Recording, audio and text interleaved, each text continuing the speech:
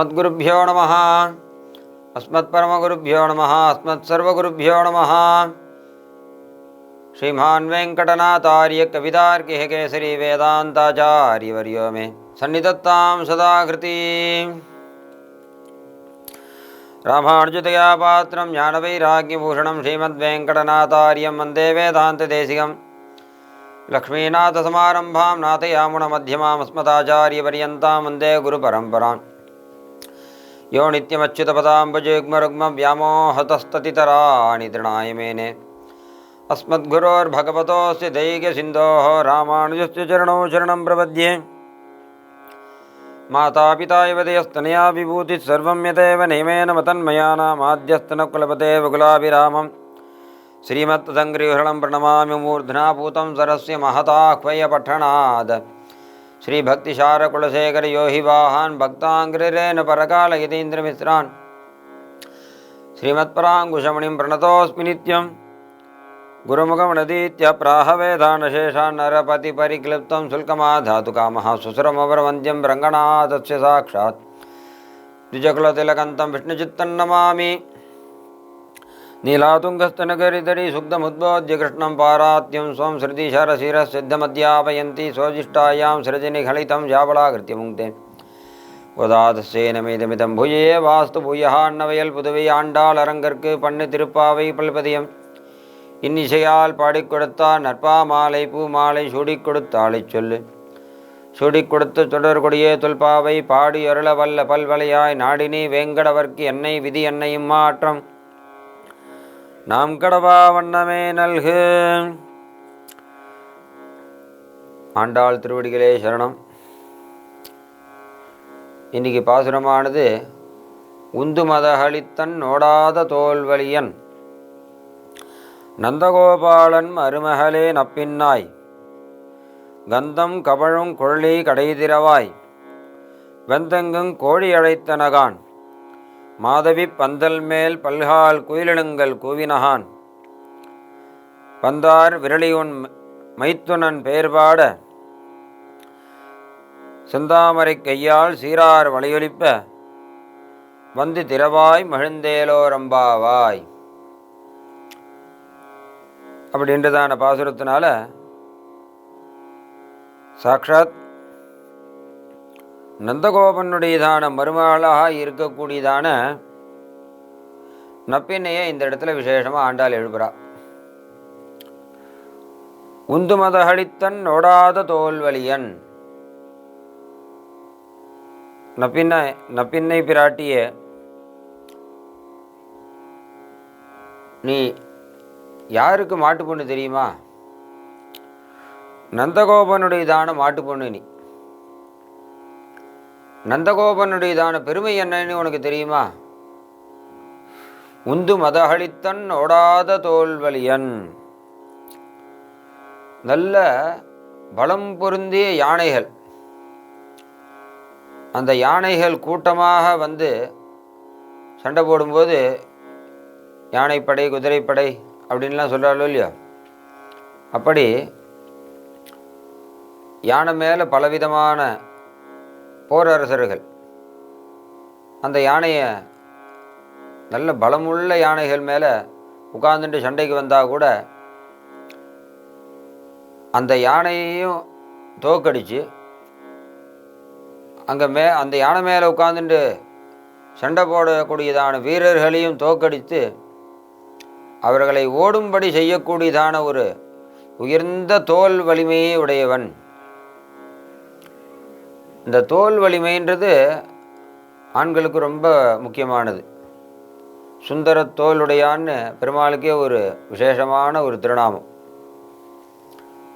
அந்த நந்தகோபனுக்கு என்ன பெயர்பட்டதான ஒரு பலம்னாக்கா, அவர் சாப்பிட்டது ஒன்றா பாலும் தயிரும் சாப்பிட்ருக்கலாம், ஆனால் அவருடையதான பலம் எப்படி இருக்கும் அப்படின்னா, உயர்ந்த ஒரு பனைமரத்துக்கு என்ன பலம் உண்டோ அந்த மாதிரி உயர்ந்த பனமரத்துடையதான பலம் அந்த நந்தகோபனுடையதான தோள்களுக்கே உண்டாம். அவருடைய கைகளுக்கெல்லாம் அப்படி ஒரு பலம் உண்டாம். அந்த மாதிரி ஒரு உயர்ந்த ஒரு பலத்தோடு இருந்து போரிடக்கூடியதான ஒரு சாமர்த்தியம் உடையவர். அப்பேற்பட்டதான ஒரு நந்தகோபனுடையதான மருமகளே, ஓடாத தோல்வலியன். அந்த எந்த சமயத்துலேயும் அவர் தோற்று போய் பயந்துண்டு ஓடினதே கிடையாது. வாழ்க்கையில் போர்னு வந்தோம்னா எதிர்த்து நின்று போராடக்கூடியதான ஒரு பெரிய வீரன். அந்த வீரனுடையதான மருமகளே, நப்பின்னாய். இன்னொன்று, உன்னுடையதான ஒரு பெருமையானது, ஒரு அழகானது எப்படி இருக்கு அப்படின்னாக்கா, கந்தம் கமழும் குழலி. அந்த நப்பின்னை பிராட்டியுடையதான ஒரு முகமானது சாக்ஷாத் மகாலட்சுமி மாதிரி அழகாக இருக்குமா. ரூபேஷு லக்ஷ்மி அப்படின்னு அவளுடையதான ரூபமானது மகாலட்சுமி மாதிரி இருக்கான். அந்த மகாலட்சுமியுடையதான தலையில் இருக்கக்கூடியதான அந்த முடியை பற்றி லக்ஷ்மி சஹஸ்ரத்தில் விசேஷமாக வெங்கடாத்ரி சுவாமின்றவர் விசேஷமாக 1000 ஸ்லோகத்தினால லக்ஷ்மியுடையதான பெருமையை பற்றிலாம் பேசியிருக்கார்.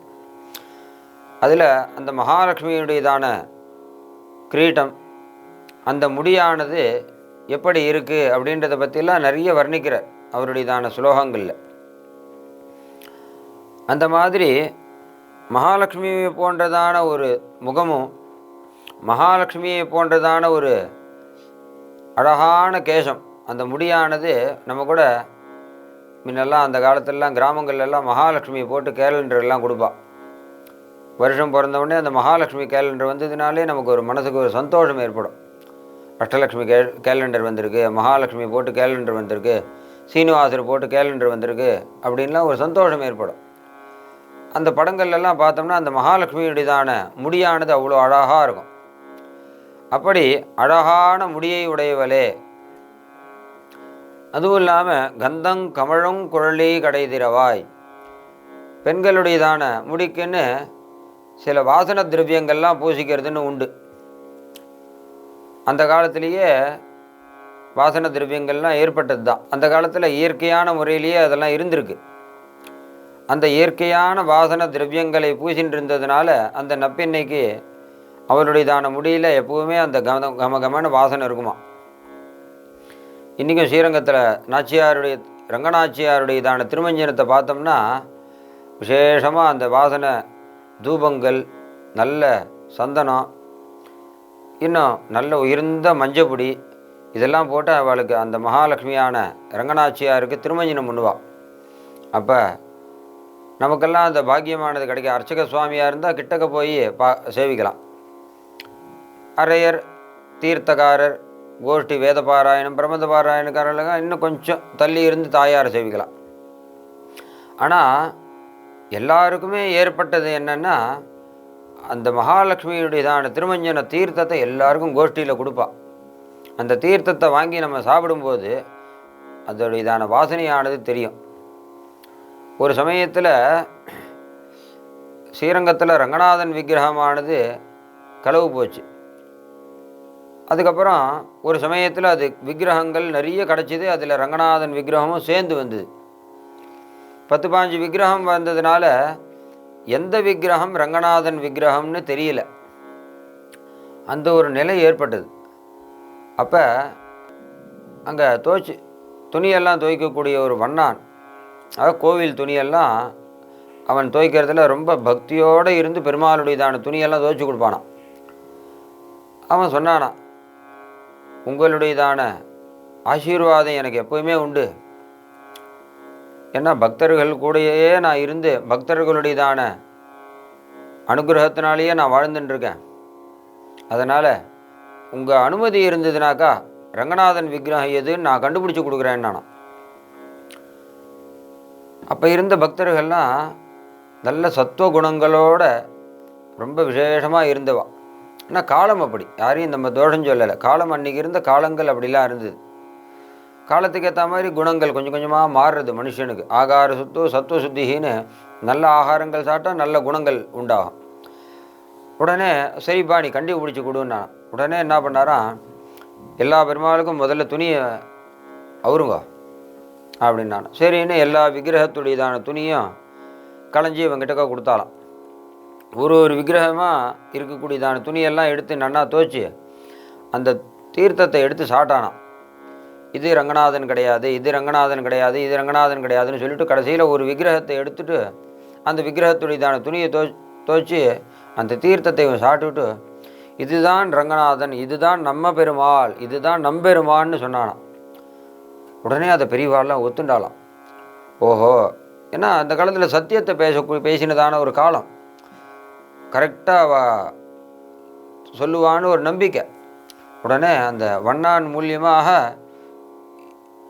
கிடச்சிதான். உடனே பெருமாள் ஆவேசமாகி அசரீத்தின்னு சொல்லுவா, அந்த மாதிரி ஆவேசித்து இந்த வண்ணான் சொன்னது சத்தியம், இந்த விக்கிரகம்தான் ரங்கநாதன் விக்கிரகம், மற்ற விக்கிரகங்கள்லாம் சீனிவாசரோ ராமரோ கிருஷ்ணரோ ஏதோ ஒன்று இருக்கட்டும், எல்லாம் விஷ்ணுவுடையதான ஸ்வரூபமாக தான் இருந்திருக்கு. ஆனால் ரங்கநாதன் விக்கிரகம் இதுதான்றதை ரங்கநாதன் வாயிலேயே சொல்லி இது நம்பெருமான் அப்படின்றத இவன் சொன்னதுனால இனிமே எனக்கு நம்பெருமான்றதான ஒரு பெயர் பிரசித்தமாக இருக்கட்டும்னு சந்தோஷமாக அந்த பேரை எடுத்துட்டானா. ஏன்னா வண்ணாவாயால் வச்ச பேர் இது ரங்கநாதனுக்கு, நம்பெருமான். அதனால் விக்கிரகத்துக்கு கூட அந்த ஒரு வாசனையானது இருக்குன்றது தெரியுறது. அதே மாதிரி இந்த நப்பெண்ணையுடையதான ஒரு முடிகளுக்கும் ஒரு வாசனையானது இருக்குது. அப்பேற்பட்டதான வாசனையோடு இருக்கக்கூடியதான முடியை உடையவளே நப்பின்னாய், நீ எழுந்துக்கணும். இன்னும் காத்தால் விடிஞ்ச பாடே இல்லையே, இதுக்குள்ளே எழுப்புறீங்களே அப்படின்னா, இல்லைம்மா எல்லா இடத்துலையும் கோழி கத்தக்கூடியதான சத்தம் கேட்கறது, வந்து எங்கும் கோழி அழைத்தனகான். எல்லா இடத்துலையும் அந்த காலத்துலலாம் அலாரம்லாம் கிடையாதுனால கோழி கூவிடுத்துன்னு சொல்லுவாள்.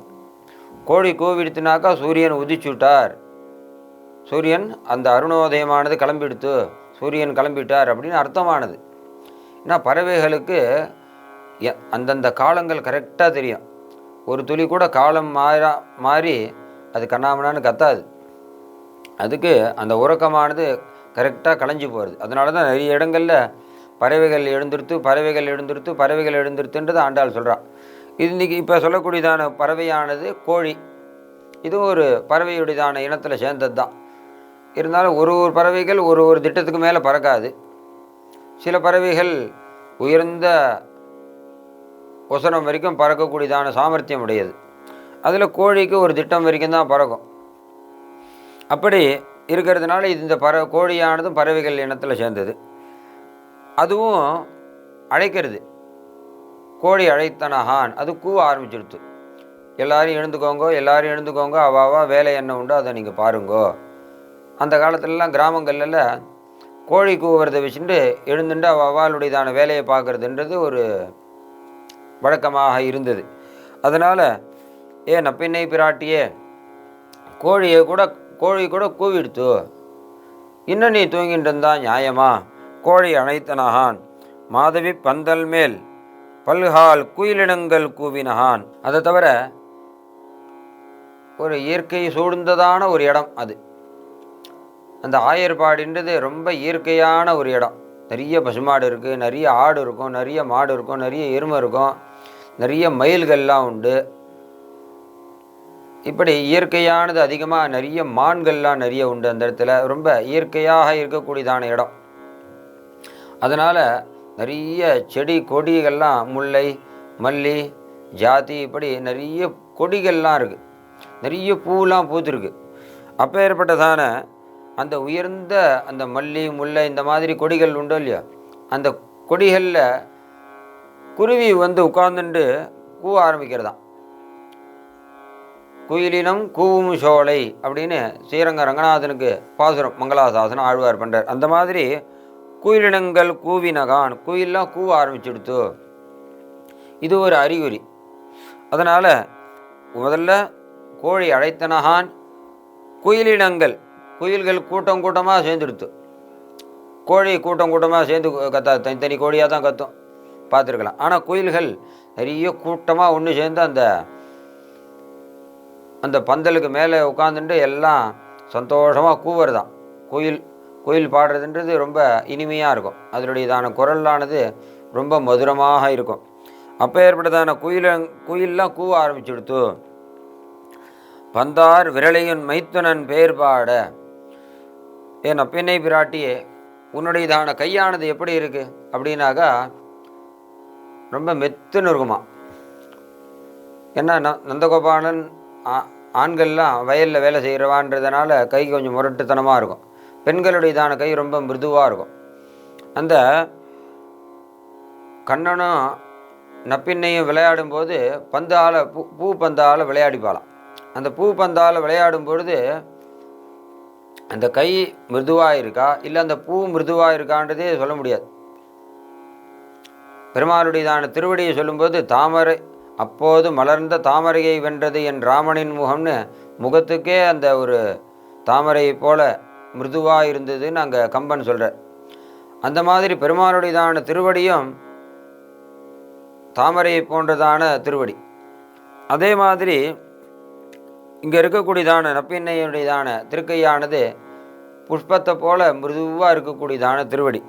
அந்த கை அழகான விரல்கள், அந்த விரல்கள்லாம் பார்க்கும்போது மல்லிகை முல்லை மாதிரியே அழகாக இருக்குமா பார்க்குறதுக்கு. அப்பேற்பட்டதான விரல்கள் உடையவளே செந்தாமரை கையால். அப்பேற்பட்டதான உன்னுடையதான கை எப்படி நீட்டி காமிக்கும்போது எப்படி இருக்குன்னா தாமரைப்பூ மலர்ந்தா மாதிரியே உன்னுடையதான கை இருக்குது.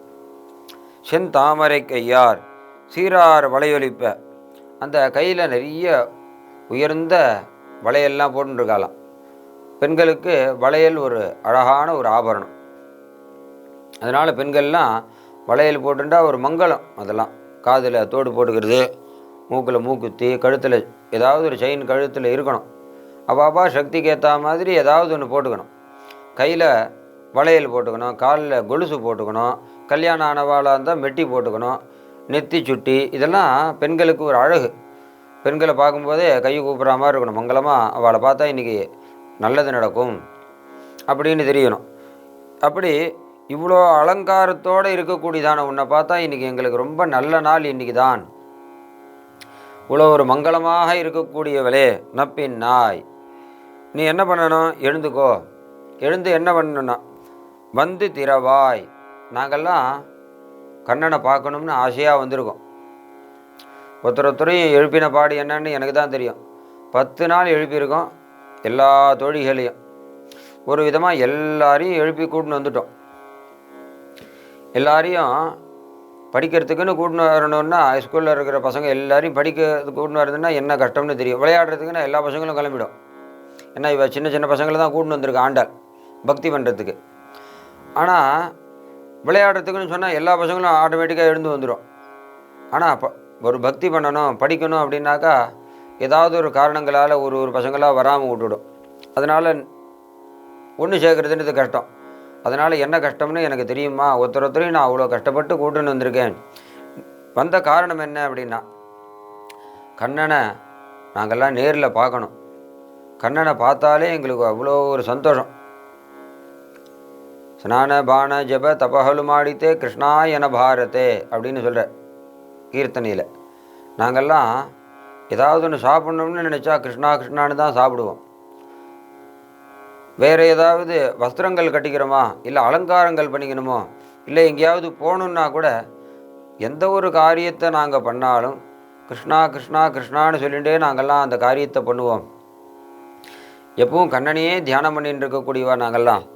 அதனால் நீங்கள் அழகாக வந்து இந்த கதவை திறந்து விடு, நாங்கள் உள்ளே வந்து கண்ணன் இருக்கக்கூடியதான ஒரு அழகை நாங்கள்லாம் அனுபவிக்கணும் அப்படின்னு இந்த பாசுரத்தினால மகிழ்ந்தேலோ ரொம்பாவாய், நீயும் மகிழ்ச்சியாக வந்து கதவை திறக்கணும். நாங்கள் மகிழ்ச்சியாக இருக்கோம். இந்த மகிழ்ச்சி குறையாமல் இருக்கிறதுக்கு கண்ணனும் நீயும் எங்களுக்கு அனுகிரகம் பண்ணணும். அதுக்காக நீ மகிழ்ந்தேலோ ரொம்பாவாய், மகிழ்ந்து வந்து இந்த கதவை திறக்கணுன்றது இந்த பாசுரத்துறைதான ஒரு சாதாரண அர்த்தம். விசேஷமாக பார்க்கும்போது இந்த ஒரு பாசுரத்தில் திருவள்ளூர் வைத்திய வீரராகவனையும் அங்கே இருக்கக்கூடியதான ஒரு கனகவள்ளி தாயாரையும் மங்களாசாசனம் பண்ணி எழுப்புறா மாதிரி வச்சுக்கலாம்.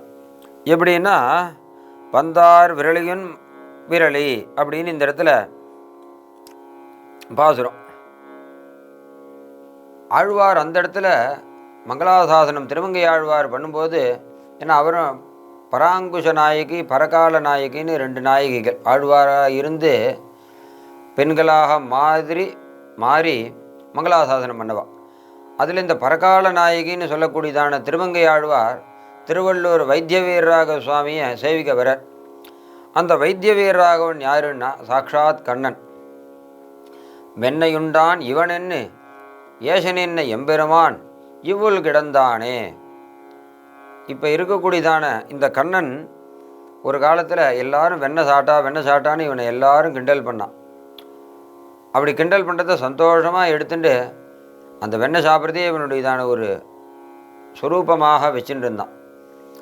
ஒன்று. ரெண்டாவது, அங்கே இருக்கக்கூடியதான தாயாரை பார்த்துக்கும்போது பந்திருக்கும் மெல்விரலால், பந்து இருக்கும் மெல்விரலால், அந்த பந்துன்னு சொன்னோம்னா விளையாடக்கூடியதான பந்து, பசங்கள்லாம் விளையாடுமே அந்த பந்தில் பலவிதமான இது உண்டு. இப்போ கார்க் பால்னு சொல்கிறோம். கார்க் பாலை சின்ன குழந்தைகிட்ட கொடுத்து விளையாடுன்னு சொல்லுவோமா நம்ம? மிருதுவான பாலை தான் பசங்க கையில் கொடுப்போம். முரட்டுத்தனமாக விளையாடக்கூடிய வாழ்ட்டு தான் அந்த பாலை கொடுக்க முடியும் சின்ன பசங்க கிட்ட, அதுக்கேற்ற பந்து. ஆனால் இவளோ இந்த கனகவல்லி தாயாரானவள் ரொம்ப மிருதுவாக இருக்கக்கூடியவள். ஏன்னா இவள் சாக்ஷாத் மகரிஷியுடையதான குமாரத்தி. மகரிஷி என்ன கொடுத்துருப்பார் ஆகாரம் அப்படின்னாக்கா பால், தயிர், தேன், தயிர் சாதம், இந்த மாதிரி சாதாரண ஆகாரங்கள், சத்துவகுணமான ஆகாரங்களை கொடுத்து வளர்க்கப்பட்டவள். அதனால் இவன் ரொம்ப மிருதுவான ஒரு ஸ்வரூபத்தையும் குணத்தையும் உடையவள். அப்பேற்பட்டதான தாயாருடையதான கையானது எப்படி இருக்கும்னா பந்து இருக்கும் மெல்விரலால், பந்து இருக்கக்கூடியதான மெல்லிய விரல்களை உடையவள். யார்? இந்த கனகவல்லி தாயார். இவருடையதான நாயகன் யார்? அந்த கண்ணன், வைத்திய வீரராகவன் சொல்லக்கூடியதான கண்ணன். அந்த கண்ணனும் இந்த கனகவல்லி தாயாரும் பிரம்மோற்சவத்தில் ஒரு நாள் விளையாடிப்பாள். கோபுரவாசலில் நின்றுட்டு விளையாடிப்பா. இன்றைக்கும் பிரம்மோற்சவத்தில் திருவள்ளூரில் போனால் அதை நம்ம சேவிக்கலாம். எல்லா கோவிலையும் பிரம்மோற்சவத்தில் அந்த ஒரு உற்சவமானது உண்டு.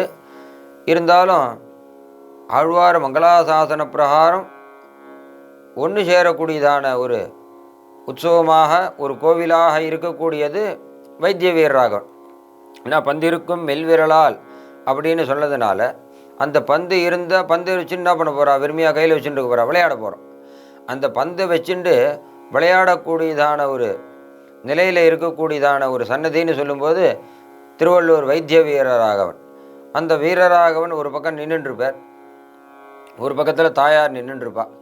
தாயார்கிட்டேருந்து அந்த பந்து பெருமாள் கிட்டக்க போகும், பெருமாள்கிட்டேருந்து அந்த பந்து தாயார்கிட்டக்க வரும். அந்த பந்து எதில் பண்ணதுன்னாக்கா பூவெல்லாம் அழகாக தொடுத்து அதை பந்து மாதிரி கட்டியிருப்பாள். அப்படி உருண்டையாக இருக்கும். ஆனால் அது முழுக்க புஷ்பங்கள் தான். அப்பேற்பட்டதான பந்தானது இருக்கக்கூடியதான மெல்லிய விரலை உடையவள். அதே போல் இங்கேயும் சொல்லும்போதும் பந்தார் விரலி, பந்து இருக்கக்கூடியதான விரலை உடையவள். அதனால் கனகவல்லி தாயாராக இருக்கக்கூடியதான நப்பின்னை, கனகவல்லி தாயாராக இருக்கக்கூடியவள் நப்பின்னை. ஏன்னா அங்கேயும் வெண்ணையுண்டான் இவன் என்னன்னு சொன்னதுனால அங்கே கண்ணனையே மங்களாசாசனம் அங்கே பண்ணதுனாலையும் கனகவல்லி தாயாரை நப்பின்னையாகவே நம்ம பாவிக்கலாம். ஏன்னா எல்லாரும் கண்ணனையே ஆசைப்படுவர்.